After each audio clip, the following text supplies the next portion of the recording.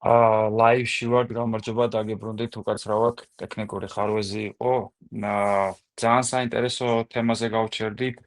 ძალიან დიდი მადლობა ბატონო გიორგი, რომ ესე დეტალურად ხსნით ხოლმე რაღაცეებს, იმიტომ რომ ძალიან ბევრი ადამიანია, ვინც მე მწერს ამ ჩვენი ჩართვების მერეც ჩართვებამდე, ანუ ყველას ერთი დრო ხო არა აქვს, ზოგი უფრო ადრე უყურებს ამას, ზოგი საღამო, ზოგი რამოდენიმე დღეში უყურებს ამ ყველაფერს და ეს ეხლა რაც დეტალურად აღწერეთ, ძალიან მნიშვნელოვანი იყო თითო ადამიანისთვის, ვინც ამერიკაში იმყოფება, მე ვფიქრობ, რომ იმდენად საკმარის ინფორმაციას აძლევთ, რომ ადამიანს აქვს საფუძველი უკვე რაღაც ანალიზი გააკეთოს და მიიღოს მისთვის შესაბამისად სასურველი გადაწყვეტილება.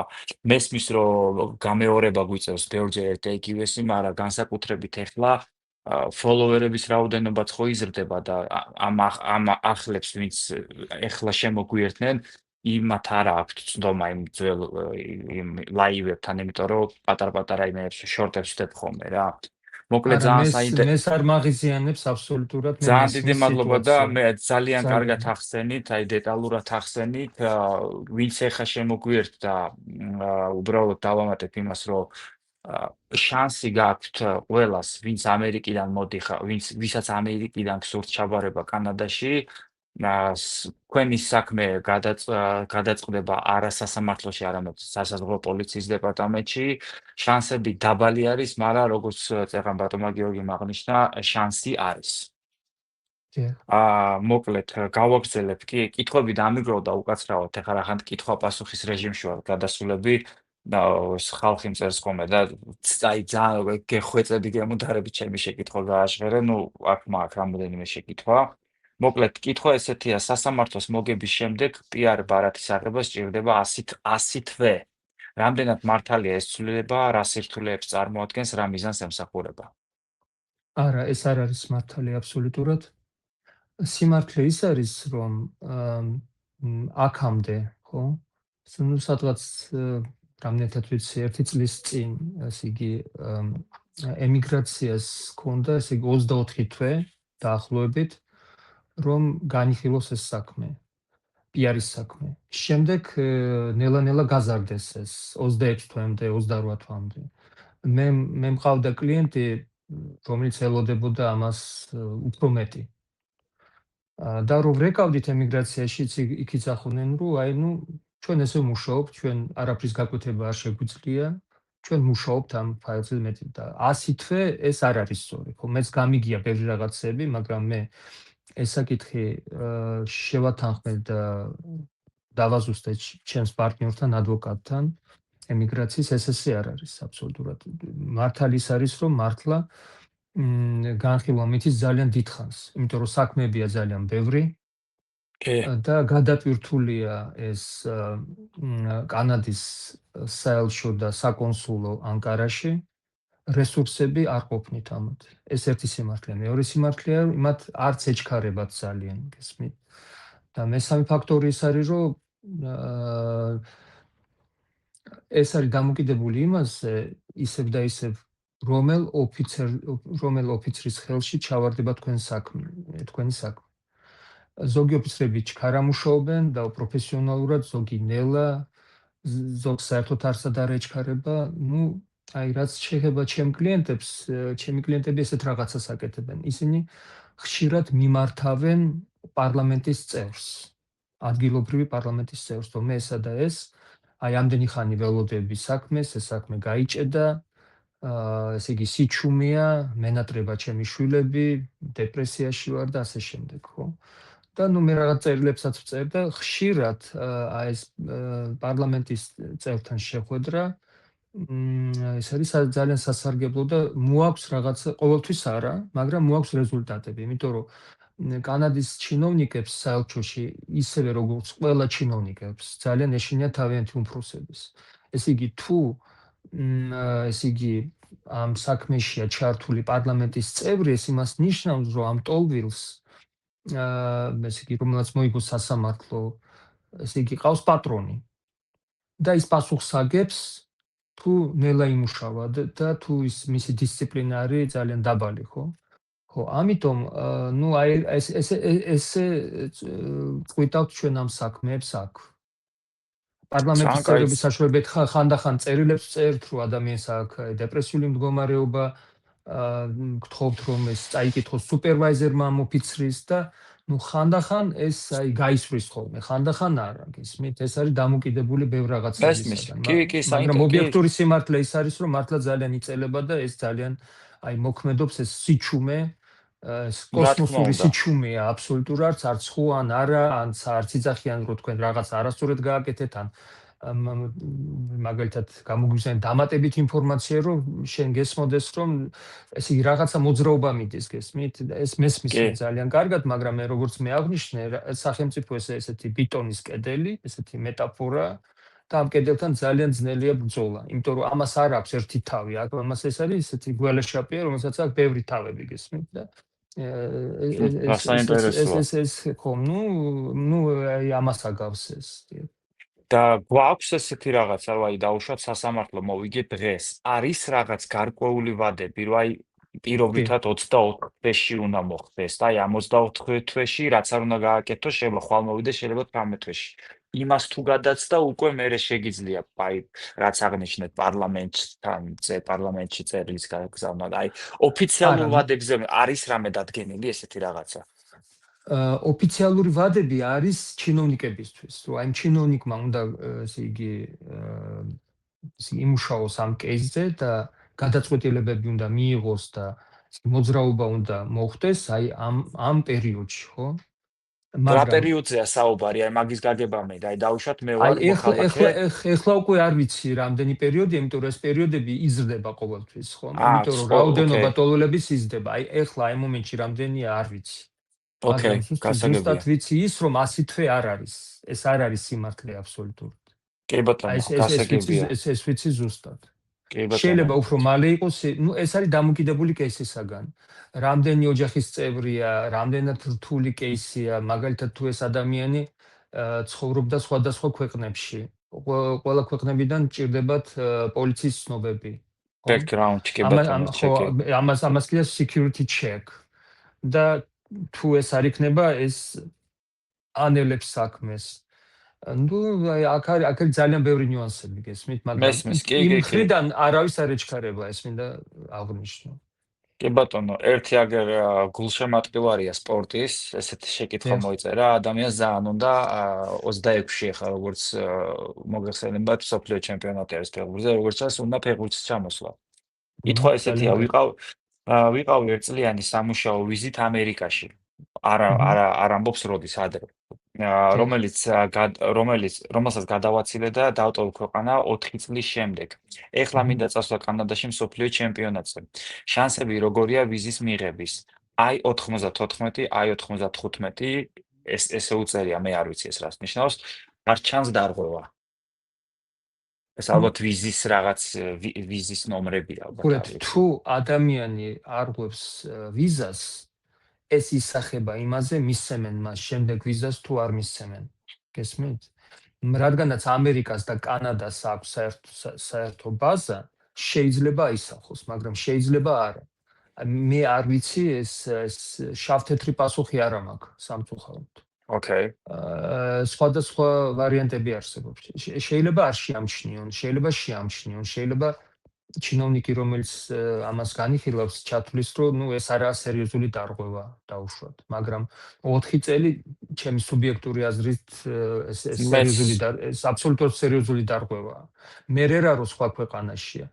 ამიტომ არის ესე კითხვებში, რომელსაც ავსებს აპლიკანტი, სანამ ესე იგი ავსებს ვიზის აპლიკაციას, დაგირღვევიათ თქვენ თუ არა ეს ემიგრაციის წესები და ეს ისინი რა ქვია.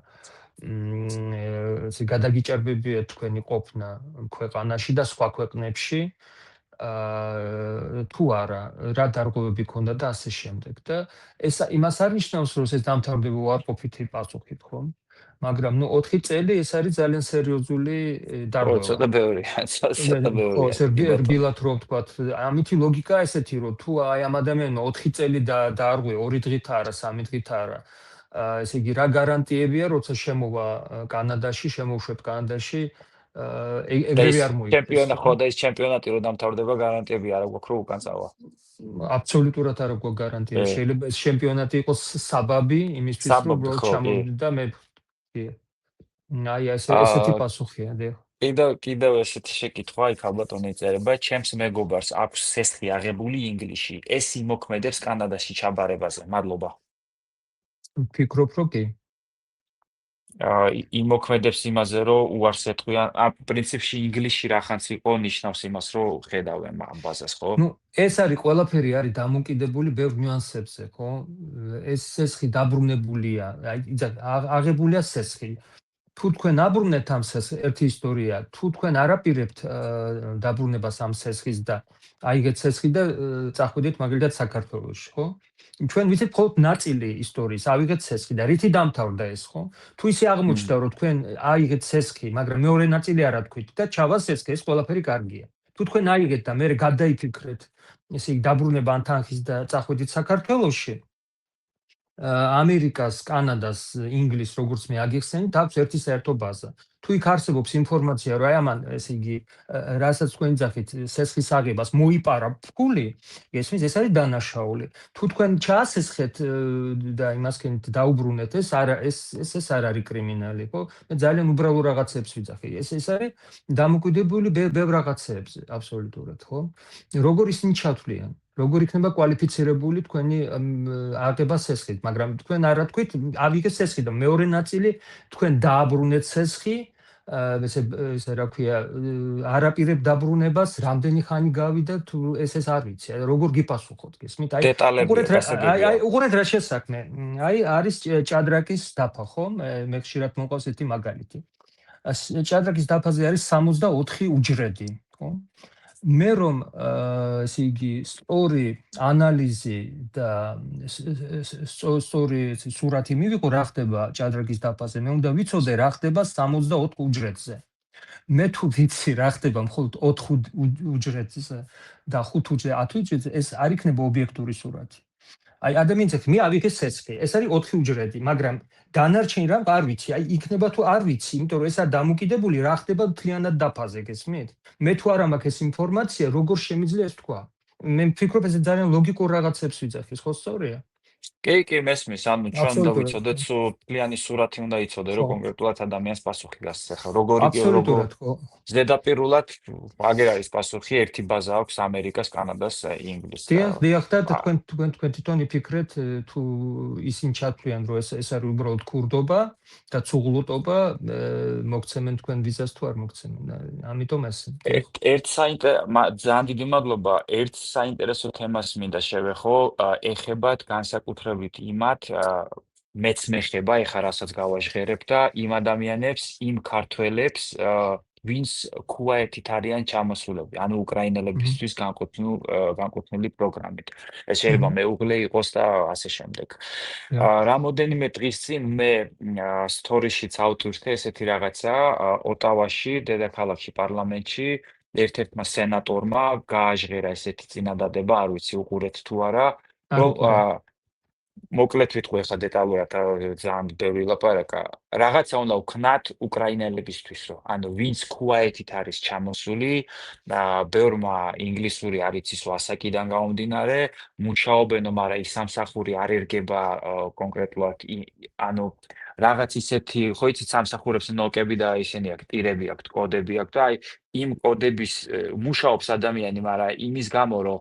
იმ პოზიციის ნოკი ტირი არ შეესაბამება დაუშვათ იმას რომ პიარზე გააკეთოს განაცხადი ის ხალხი ჰაერში გრჩებაო რა ბევრი ჰუმანიტარულ პროგრამას მიმართავს მაგრამ ჰუმანიტარული პროგრამის ვადებიც გაზრდილი არისო აი რამე სიახლეები ხო არ გსმენიათ ქუაეთთან დაკავშირებით მაგის თქმა მინდა ვინც ჩამოვიდა უკრაინელებისთვის განკუთვნილი პროგრამით მე არავითარი სიახლეები არ ვიცი მაგრამ კანადაში არის ძალიან ძლიერი უკრაინული ლობი აქ არიან ძალიან ბევრი უკრაინელები და თავიანთი ესე იგი სათვისტომოს პარლამენტის წევრები ყავთ იქ ესე იგი რაც შეეხება სამუშაოს აი თავიდან როცა დაიწყო ეს ომი მე ვიყავი ჩართული აი ამ პროგრამაში ვეხმარებოდი მათ შორის ქართველებს რომლებიც ცხოვრობდნენ უკრაინაში და თვითონ უკრაინელებს, როცა ჩამოდიდნენ ბავშვების სკოლაში მოწყობაში და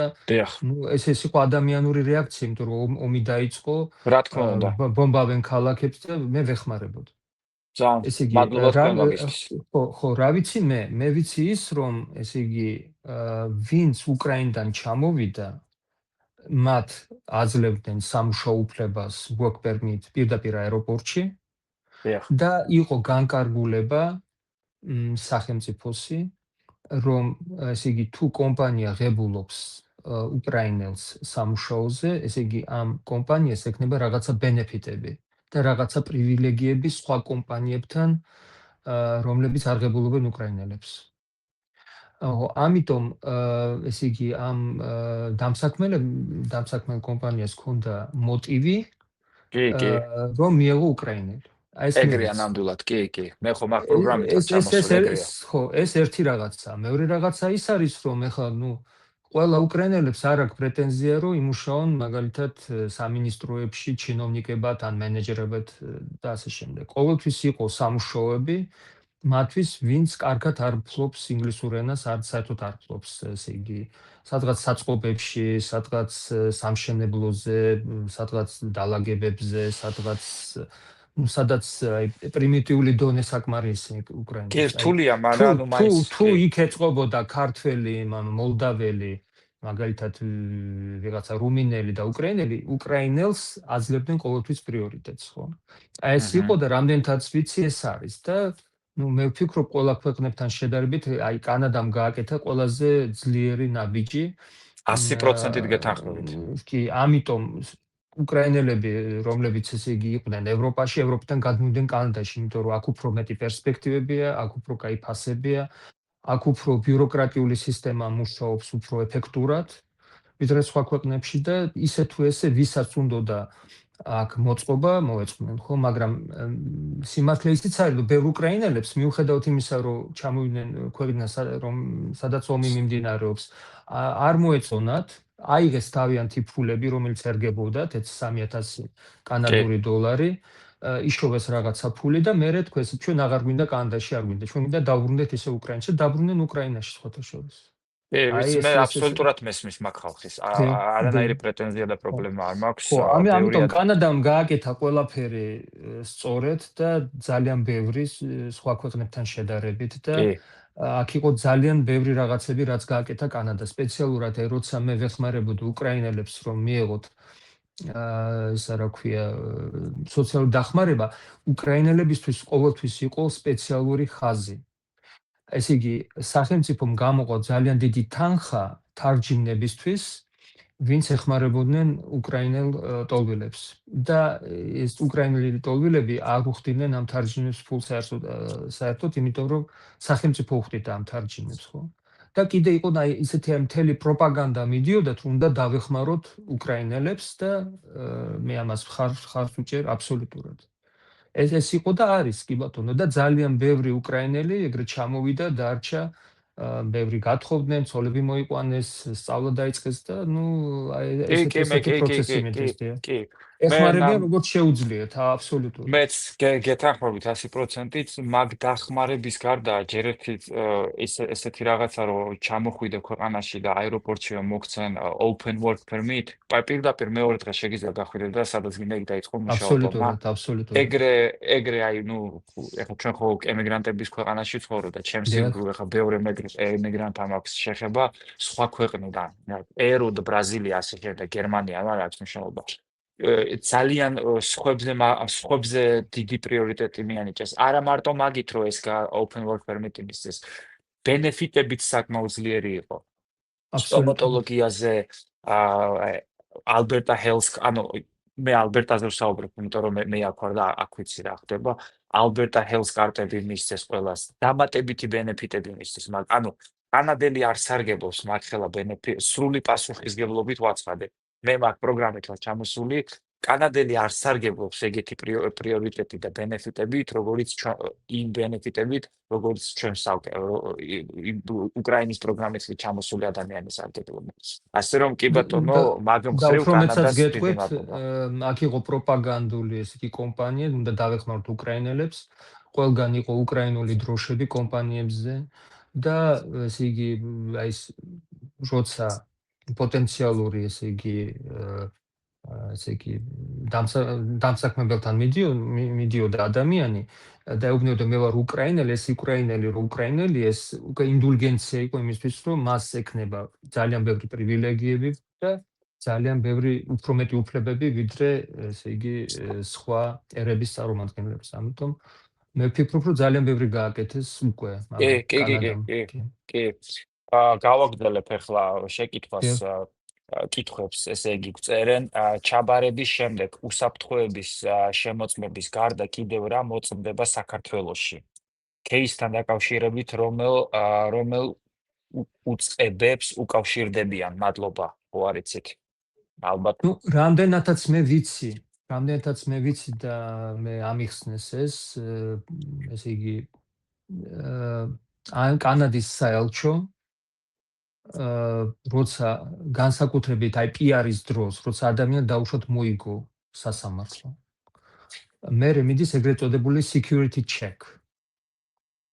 რადგანაც მათმა იციან, რომ ესე იგი ყველა ცნობები და ძალიან ბევრი ცნობები იყიდება საქართველოში, ისინი მიმართავენ საქართველოს შინაგან საქმეთა სამინისტროს.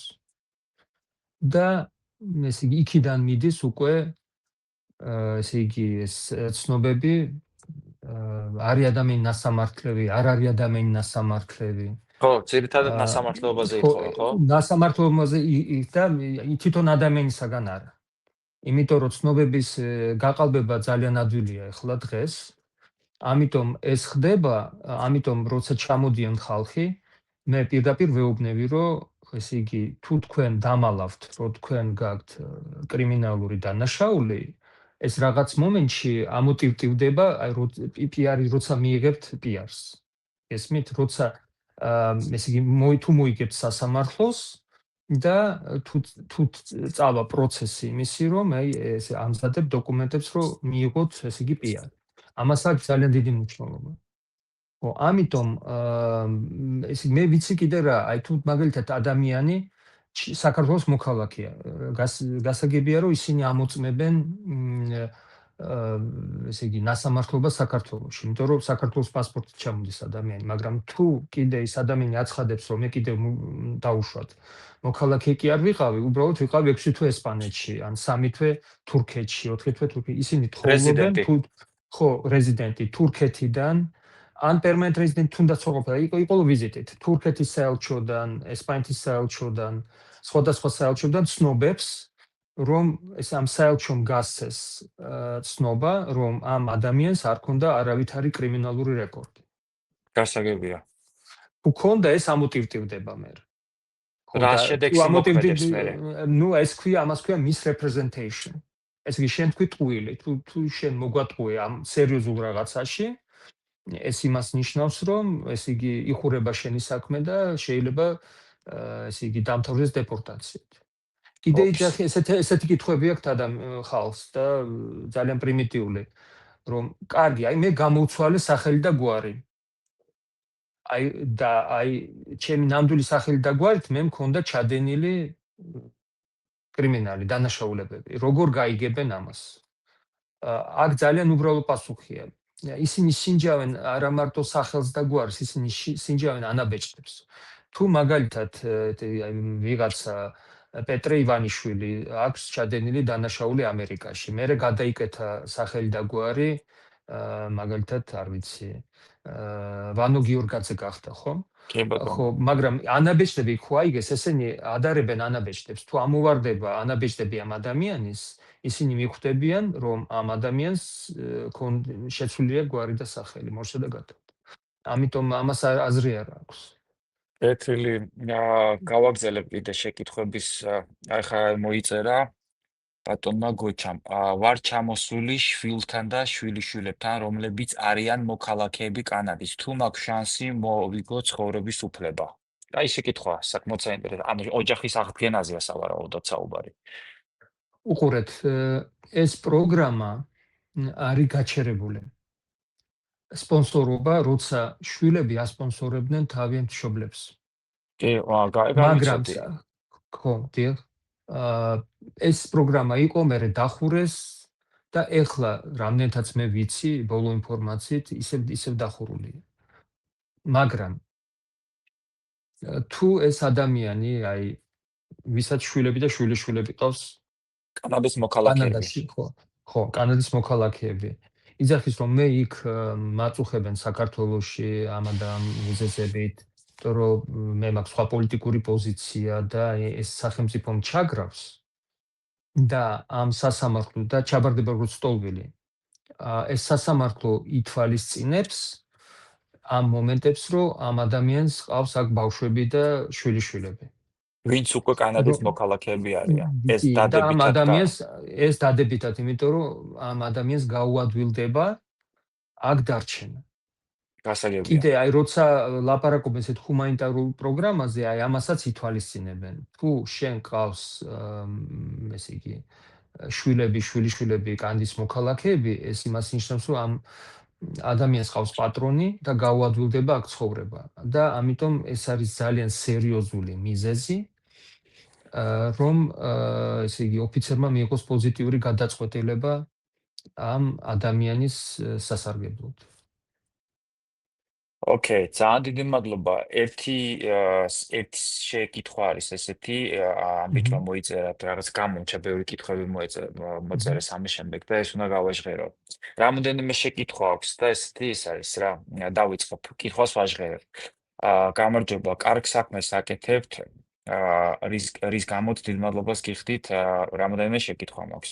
მადლობა დიდი. პირველი, ადამიანს, რომელსაც ჯიუტად აქვს გადაწყვეტილი კანადაში წამოსვა და არც ინგლისური იცის და არც არავინ ელოდება, რა რჩევას მისცემთ? აი ამ იმაში უკვე კითხვაში არის ესე რა ქვია, უკვე მესიჯი ჯიუტად. ყველას ჯიუტად აქვს გადაწყვეტილი, იმიტომ რომ სამწუხაროდ ჩვენი სახელმწიფო აკლებს უნაკლებ შანსებს, რომ ეს არ იყოს ჯიუტად. იმიტომ რომ ადამიანი აქ რომ მოდის, უნდა კონდეს მიზეზები. რა მიზეზები აქვს აი სტანდარტულ ჯიუტ და არაჯიუტ ადამიანს. შემდეგი, რომ აქ არის უფრო მერტი პერსპექტივა ბავშვებისთვის, შვილიშვილებისთვის, თვითონ ადამიანისთვის, ვინც უფრო ახალგაზრდა, იმ ხელფასს, რომელსაც ის ხებულობს საქართველოში და ეს ხელფასი იგივე სამუშაოში, თუ მაგალითად ესეთი უბრალო ფიზიკური სამუშაო აქვს უფრო მეტია, ეს ქვეყანა უფრო დაცულია, ამ ქვეყანაში არის ესე უსაფრთხოება და აქ არის პერსპექტივა და აქ ესეთი არის ესეთი ღია ჩემპიონატია, ხო? აქ არის ეს სულთა დარვინის თეორია, ვინ ძლიერია ის იგებს. ძლიერი როგორ? აი როგორც სპორტში. შენ ხარ უფრო ნიჭიერი, უფრო შრომის მოყვარე, უფრო ჭკვიანი, უფრო ესე იგი ჩალიჩა, ესე იგი შენ გექნება ყველაფერი. ეს ნაკლებად არის აქ დამოკიდებული, ვინ არის შენი ნათესავი, ვინ არის შენი ბიძაშვილი, ბიძია, საყვარელი, მამა და კიდე ვიღაცა, ხო? აი აქ არის ესეთი რაღაცა, როცა ყველას თითქმის ერთნაირი შესაძლებლობები აქვს. სტარტული შესაძლებლობები ყველას გვაქვს სხვადასხვანაირი, ხო? ვიღაცა იბადება მილიონერის ოჯახში, ვიღაცა არ იბადება მილიონერის ოჯახში, მაგრამ კანადა აძლევს ყველას თანაბარ უფლებებს. აი ამიტომ ხალხი ჯიუტად მოდიან აქ. და ეს გასაგებია. ეხლა რა იმას მივცემ რჩევას მივცემ შემდეგს. რაც თქვენ თქვით, რასაკვირველია, ძალიან დიდი კაპიტალია ესეთი არაფიზიკური, რომ ადამიანი ჩამოდის უკვე ინგლისურის ცოდნით. პრობლემა აქ არ არის ისა ჩაბარების და მოგების სასამართლოს. რაც უფრო უარესდება სიტუაცია საქართველოში, მით უფრო ადვილი აქვს ჩაბარება. მით უფრო მეტი მიზეზები აქვს მოსამართლეს მიანიჭოს მოგება, იმიტომ რომ თავარია როგორ ქვეყნიდან ჩამოდის ეს ადამიანი, ხო? ადამიანი უნდა დაუმტკიცოს ამ სახელმწიფოს, რომ ის არის მსხვერპლი თავისი ქვეყნის, იქ თავისი რეჟიმის, იქ ვერ ღებულობს ესე იგი სამართლიან სასამართლოს, იქ ვერ იცავს პოლიციას, იმიტომ რომ პოლიცია, სახელმწიფო, ეს ქართული ოცნება ყველა ერთად არის შეკრული და ამიტომ ისეც ეძებს სამართალს ამ ქვეყანაში. პრობლემა მთავარი არის აქ შემოსვლა. შემოდიან, როგორც თქვი, ძირითადად არალეგალურად ხალხი. ან სხვისი პასპორტებით, ან ნაკიდი ვიზებით კი, და სხვადასხვანაირად, მაგრამ აქ რო შემოდიან ხალხი, ამას აცხადებენ პირდაპირ აეროპორტში, რომ ჩვენ კი გვესმის, რომ ჩვენ კანონი დავარღვიეთ, ჩამოვიდით ყალბი ვიზებით, ყალბი პასპორტებით, სხვისი პასპორტებით, მაგრამ ჩვენ ქვეყანამ არ დაგვიტოვა სხვა საშუალება და ოფიციალურად ვიზის მიღების საშუალება არ გვაქვს. აი თუ ადამიანი ჯდება, შეუშვებენ ამ თვითმფრინავში, რომელიც მოფრინავს კანადაში, ეს იმას ნიშნავს, რომ კანადიდან ამ ადამიანს უკვე აღარ გადეპორტებენ უკან. აი როგორც აშინებენ ძალიან ბევრი გადამყვანები, რომლებიც დახიეთ პასპორტი, ეს გაკეთეთ, თორემ უკან გამოგიშვებენ. ესე არ არის და ამას ვიმეორებ უკვე ძალიან ბევრჯერ. კი, ბატონო. ხო, შემდეგ როცა ადამიანი აი მთავარი კომპონენტია, რომ შემოვიდეს თვითმფრინავში, რომელიც აქ მოფრინავს. შემდეგ ესე იგი უნდა მან ესე იგი დაწეროს ისტორია, რომელიც იქნება ერთ-ერთი ილუსტრაცია იმისი, როგორ ეს ადამიანი იჩაგრება თავის სახელმწიფოში. როგორ არ შეუძლია თავის დაცვა. და თუ ამას დააჯერებს მოსამართლეს და კიდე ექნება დამატებითი დოკუმენტები, რომელიც ამას ადასტურებს, პოლიციის ცნობა, სამედიცინო ცნობა, სხვადასხვა წერილები თავის მეგობრებისაგან, ნათესავებისაგან, რომელიც ადასტურებენ მის ისტორიას, მას დიდი შანსი აქვს, რომ მოიგოს. გარანტიები არ არის. იმიტომ რომ ესეც არის ბევრ რაღაცებისაგან დამოკიდებული, ვინ იქნება მოსამართლე, რამდენად განათლებული იქნება მოსამართლე, რამდენად მისთვის იქნება მთავარი აი კრიტიკული, რასაც იძახის ეს ადამიანი, რამდენად იცის ამ მოსამართლემ, ესე იგი რა ხდება საქართველოში, იმიტომ რომ სხვადასხვა მოსამართლებია, აი ამ ბევრი რაღაცებისაგან არის დამოკიდებული ეს. მესმის. მე აი ამ ბატონმა თან ეკითხა რა რჩევას მომცემდა და პირველი რჩევა, რა თქმა უნდა, ჩემგან ის არის, რომ აღნიშნა კიდევაც, რომ ინგლისური არ ვიციო. ჩემი აზრით, ინგლისურს უნდა მიხედოს და თუ ჯიუტად აქვს გადაწყვეტილი ჩამოსვლა კანადაში, ენის გარეშე ძალიან გაუჭირდება. ეგერთი საქმე არის, რომ ჩაბარდება. მაგრამ მე სამსახური ხო უნდა დაიწყოს და აი მანდ უკვე გაიჭედება იმ ხრივ, რომ ენა არ იცის. არის არაკვალიფიციური სამსახურები, სადაც დაუშვათ როგორც აღნიშნეს საწყობებში ან სადღაცას, მაგრამ რატო უნდა იმუშაო დაბალანაზღაურებაზე იმის გამო, რომ ენა არ იცი, როცა შეგიძლია დაუშვათ დღეში 1 საათი გამოყო საკუთარი თავისთვის, გაიძლიერე შენი ენის უნარები, ჩვევები, სკილსები. მოკლედ, ჩემი რჩევა ესეთი არის, ინგლისურს უნდა მიაწვეთ რა, ვინც აპირებთ ჩამოსვლას. პირველ რიგში ეს უნდა გააკეთოთ რა. მე რას დავამატებდი? კი, რა თქმა უნდა. მე მინდა დავამატო ეს უყურეთ. ობიექტური სიტუაცია ისეთია, რომ ინგლისურის სოდნა და ეს ნიჭი ათვისების არის დამოკიდებული ადამიანის წოლონებისაგან, ხო? კი. ერთი რამე, როცა ადამიანი ჩამოდის 15 წლის, 20 წლის, მეორე რამე, როცა ადამიანი ჩამოდის 40 წლის, 35 წლის. ყველას არ შეუძლია.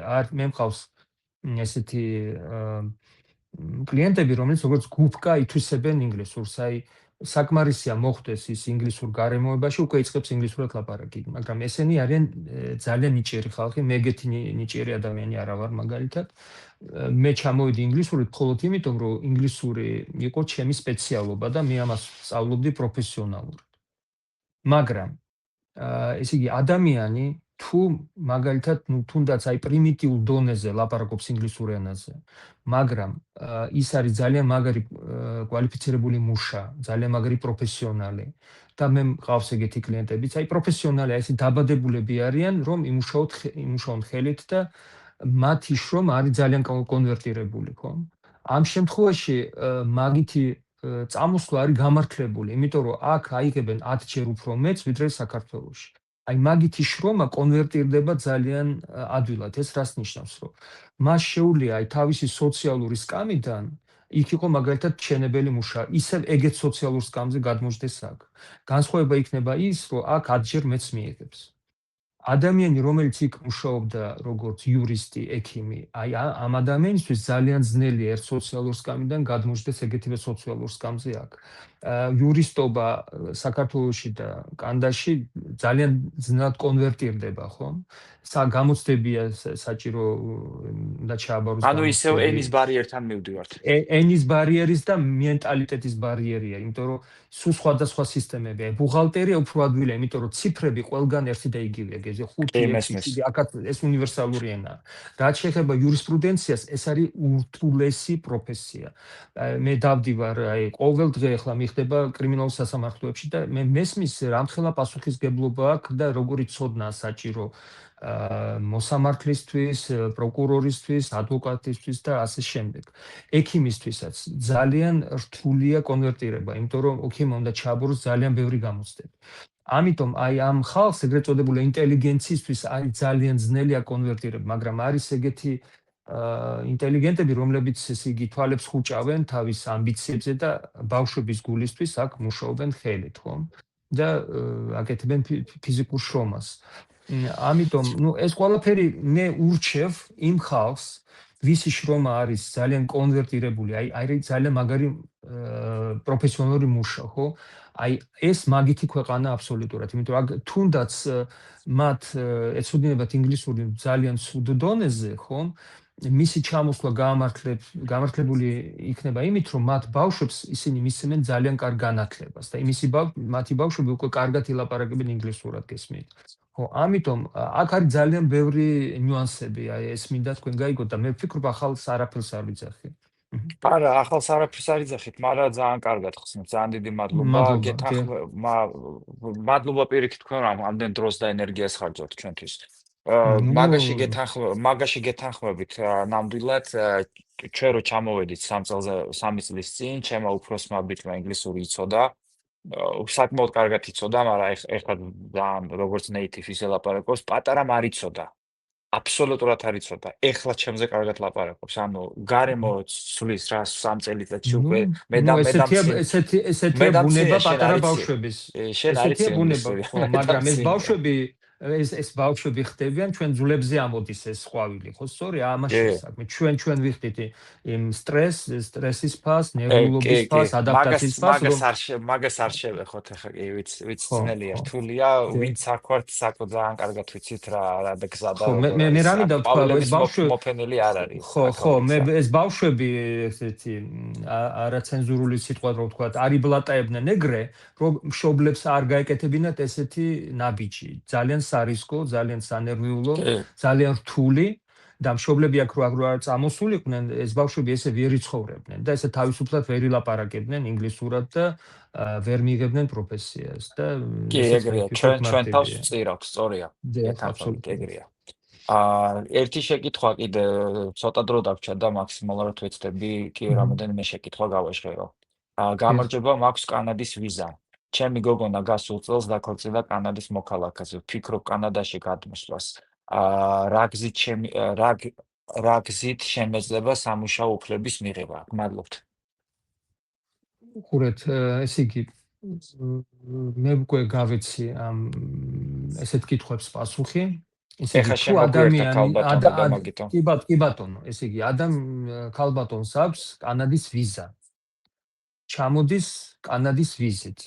ესე იგი თუ იმ დროს როცა აქ არის კანადაში პოულობს დამსაქმებელს, რომელსაც აქვს ესეთი კომპანია და შეუძლია ეს ქალბატონი აიყვანოს და ეს ქალბატონი აკმაყოფილებს თავისი კვალიფიკაციით ამ დამსაქმებელს, ესე იგი ამ კომპანიის პატრონმა უნდა მოაწეროს კონტრაქტი ამ ადამიანთან, ხო? მაგრამ ეს ხდება ძალიან იშვიათად. იმიტომ რომ ჩვენი ხალხი არ პასუხობენ ამით კვალიფიციურ სტანდარტებს. ენის მხრივ, კიდე ბევრი რაღაცების მხრივ. და როგორც მე კიდე აღვნიშნე ადრე, კანადა იცავს თავის ესე იგი შრომის ბაზარს, ხო? დამსაქმებელმა უნდა აუხსნას და უნდა დაუდასტუროს სახელმწიფოს, რომ აი ვერსად ვერ იშოვა ეგეთივე სპეციალისტი, ეგეთივე კვალიფიცირებული, როგორც ეს ქალბატონი. არის მეორე გზა, აი ჩამოვიდა როგორც კანადის ვიზიტორი, ხო? და მას აქვს მიზეზები აღარ დაბრუნდეს საქართველოში, იმიტომ რომ კონფლიქტი ჰქონდა სახელმწიფოსთან, სხვა პოზიცია აქვს, ან ვიღაცას დევნის, რაღაცა საშიშროება ელოდება იქ და ამიტომ არ უნდა დაბრუნდეს საქართველოში. ამ შემთხვევაში თუ ის ვარდება როგორც ლტოლვილი, ესე იგი მას ავტომატურად მოსდის სამუშაო უფლება, სანამ ეს ადამიანი, ეს ქალბატონი ამ შემთხვევაში ელოდება თავის სასამართლოს. კეთილი, ნახეთ, დრო გვეწურება, რამოდენიმე შეკითხვას გავაჟღერებ და თქვენთან მაქვს თხოვნა, ბატონო გიორგი. ეს კი ბატონო. შეკითხვები ლაივს რო დავამთავრებ, ავტომატურად აიტვირთება ეს ჩვენი ვიდეო და ადამიანები შეძლებენ დავუშვათ ჩანაწერის ყურებას. კითხვებიც აიტვირთება. რამოდენიმე კითხვაზე ხომ უკვე გავეცით პასუხი, რამოდენიმე გაუცემელი დარჩება და ძალიან დიდი თხოვნა მექნება, რომ გადაიკითხოთ ეს კითხვები და რაი როგორც წინაზე გააკეთეთ, რო უპასუხოთ, რა თქმა უნდა, კი, დრო რო ეს იქნება გიქნება. ძალიან მოკლე კითხვები, კი, ძალიან მოკლედ მოკლე რო პასუხები, უპასუხოთ თქო. ლაკონიკური, მაგრამ მე რამე დავთქვა. დიახ. მე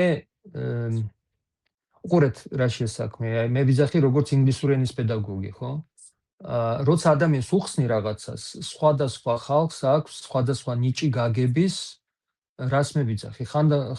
ხალხი ხშირად ზოგი აი ჩქარა ესმის რას ვიძახი? ზოგს ჭირდება ახსნა, ზოგი მთხოვს რომ ერთი და იგივე რაღაცა გავიმეორო, ხო? აი ეს ეთერები ხდება იმიტომ რომ არ მოგვიხდეს 100-ჯერ გამეორება ერთი და იგივე. ძალიან გთხოვთ ესე გადახედეთ, ეს არის მე-9 ჩვენი ეთერი დავითთან ერთად, გადახედეთ ეს ყველა ეთერები, ყველა პასუხები აქ არის. თუ ვუპასუხებ მარტო ლაკონიკურად, ხო? მე არ მიყვარს უხეშობა და უხეშად, იმიტომ რომ მე მესმის რომ მე ძალიან დიდი სურვილი მაქვს, რომ დავეხმარო ხალხს და მე ხალხს პატივს ვცემ. მაგრამ მე მინდა რომ ამ ხალხმა მეც ჩემი დროსაც პატივი სცეს და დავითის დროსაც, იმიტომ რომ ჩვენ ამას ვაკეთებთ იმიტომ, რომ თქვენ დაგეხმაროთ. და ეს არის ჩვენი დრო და პატივი ეცით ჩვენ დროს. კარგით? ნახეთ, ახლა გავაჟღერებ კიდე. კი, ერთი შეკითხვა არის კიდე, დიდი ხანია ამ თქმა დასვა. გამარჯობა, ბატონ გიორგისთან მაქვს ასეთი კითხვა. ამერიკის ვიზა მაქვს. ვაპირებ ჩასვლას ამერიკაში და კანადაში გადასვლას ამ შემთხვევაში ჩემზე იგივე პირობები გავრცელდება, რაც ამერიკაში ჩაბარებულ და კანადაში გადასულზე. არც ამერიკაში და არც კანადაში არასდროს ყოფილ ვარ. აი ეს პასუხი არის ესეთი. თუ ეს ადამიანი, რომელსაც აქვს ამერიკის ვიზა, ჩამოდის ამერიკაში და მერე გადმოდის კანადაში და ამერიკაში არ ჩაბარდა, მას ექნება ისეთივე ისტორია, როგორც ხალხს, რომლებმაც გამოიყენეს ამერიკა როგორც ტრანზიტი, გესმით? კი ბატონო. თავარია ჩაბარდა თუ არ ჩაბარდა და რამდენი წელი ცხოვრობდა ამერიკაში. თუ აი ჩამოდის და მერე გადმოდის აქ და აქ ბარდება. იძახის რომ აი მე ვერ მივიღე კანადის ვიზა, მე ჩამოვიდი ამერიკაში, მე გადმოვიდი კანადაში, იქ არ ჩავბარებულ ვარ. მაშინ მას მიიღებენ როგორც სულ ყველას, ვინც ჩამოდის საქართველოსდან და სხვადასხვა ქვეყნებით ჩამოდის, ვიღაცა როგორც სასამართლო განიხილავს ერთი სიტყვით. ხო, ამას გადაწყვიტავს, აი მოკლე პასუხი ამას გადაწყვიტავს არა სასაზღვრო პოლიცია, არამედ სასამართლო. და აქ იქნება სულ სხვა შანსები აბსოლუტურად. აი მაგის კითხვა უნდა და ზუსტად და ძალიან კარგად გავეზით. ერთსაც წავიკითხავ და ზუსტად 1 საათი წამოიწურება. ყველას დიდი მადლობა, ვინც გვიყურებ და ვინც კითხვებს გვისვავდით. მინდა აღვნიშნო ესეთი რაღაც, რომ წინა ეთერებიდან განსხვავებით, ყოველ შემდგომ ეთერზე კითხვები მატულობს და მატულობს. ეგ იმას ნიშნავს, რომ ხალხს აინტერესებს და ვფიქრობ, რომ უნდა გავაგრძელოთ. თუ რა თქმა უნდა, თქვენ დრო გექნებათ და სურვილი გექნება, ბატონო გიორგი. არა, მაქვს სურვილი, მაქვს ძალიან დიდი. მადლობა. დრო არის ლიმიტირებული, მაგრამ სურვილი მაქვს მე დავეხმარო ხალხს. ესე იგი, ნიკა კითხულობს, გამარჯობათ, უკრაინული პროგრამით ჩამოსულებისთვის რომელ პროგრამას გვირჩევთ პერმანენტის ასაღებად? დიდი მადლობა. აქ რა ვიცი, აი ძალიან რთულია რა, გააჩნია სათხართ, რომ მე გამოცდილი მაქვს უკვე ეს ჩემ თავზე. ბევრი პროგრამაა გააჩნია, რომელ პროვინციაში ხართ. მე პირადად ეხა ალბერტაში ვარ და ალბერტა opportunity stream. ამით გავაკეთე განაცხადი და რავით, აქ არ არის ესეთი მე მგონი უნივერსალური პასუხი რა. ჰუმანიტარული შეგიძლიათ. ნუ გააჩნია უღოც რა. დიდ ვადებთან არის დაკავშირებული. ამის ხوار უყურეთ, დაამატებთ. დავამატებ ესეთ რაღაცას. უკრაინელები უკრაინის პროგრამით ვინ ჩამოდის და ღებულობენ სამუშაო უფლებას, თუ ეს ხალხი მუშაობენ ოფიციალურად, ქეშზე კი არა, ოფიციალურად ჩეკებს ღებულობენ და იხდიან. კი, pay-stubs-ზე ზია. ხო, pay-stubs და იხდიან ტაქსებს. რაღაცა პერიოდის განმავლობის შემდეგ, 1 წლის შემდეგ, 2 წლის შემდეგ ისევ დამოკიდებული პროვინციისგან მათ შეუძლიათ მიმართონ სახელმწიფოს და მიიღონ, ესე იგი, სტატუსი მუდმივი რეზიდენტის. ტორონტოში ვარ ხაცერს. ხო, გასაგებია. ზოგი იძახის, რომ მე აღარ მინდა ამ პროგრამით ვიყო და შემიძლია თუ არა გადავიდე აი ამ უკრაინული პროგრამიდან ტოლვილის სტატუსში. მე მაქვს უკრაინულის მოქალაქეობა და საქართველოს მოქალაქეობა, ხო? ხო, ამ შემთხვევაში კი ესეთი ვარიანტი არსებობს სხვათა შორის. თქვენ შეგიძლიათ შეცვალოთ თქვენი რეჟიმი. შეგიძლიათ გახდეთ მოქალაქე, ისა რა ქვია, ტოლვილი და აუხსნათ, რატო თქვენთვის იყო რთული საქართველოში და უკრაინაში, ესე იგი, ცხოვრება და რატო ჩამოხვიდეთ, რატო მოითხოვთ აქ თავშესაფარს. ხო, ამ შემთხვევაში თქვენ გექნებათ როგორც ყველა ტოლვილებს სასამართლო და სასამართლოს უნდა დაუმტკიცოთ, აი რატო თქვენ გადახვედით ერთ რეჟიმიდან მეორე რეჟიმში და ესე იგი რატო ვერ ჩერდებით საქართველოში. კი, ესეთი რაღაცა შეიძლება. მაგრამ პირველი ვარიანტთან შედარებით თქვენ გელოდებათ სასამართლო, რასაც ძალიან დიდი სტრესი და სასამართლოს მოგება ბევრ რაღაცებისაგანაა დამოკიდებული, ვინ იქნება მოსამართლე, როგორ იცით ისტორია, როგორი საბუთები გაქვთ და ასე შემდეგ. ეს არ ვიცოდი. ანუ ვინც ქუაეთით ჩამოვიდა და ვისაც აი დავუშვათ მე, მოდით ჩემ თავზე ვილაპარაკეთ ხა. მე შემიძლია შევცვალო და ჩავბარდე ამ სტატუსით ჩავბარდე, შევცვალო სტატუსი და ჩავბარდე. შეგიძლიათ თქვათ, რომ აი მე საქართველოსდან ვარ და უკრაინიდან. აი დავუშვათ. საქართველოში მე მქონდა პრობლემები სახელმწიფოსთან, იმიტომ რომ მე არ ვეთანხმები ამ სახელმწიფოს პოლიტიკას, ამიტომ მე მქონდა გართულებები ამ სახელმწიფოსთან, ხო? და ამიტომ მე მინდა, ესე იგი, როგორც ტოლვილი ჩავბარდე, ამ შემთხვევაში გეკნებათ 3 წელი აქვს ცხოვრობ და არ ვიცოდი. მაგასაც გავითვალისწინებ.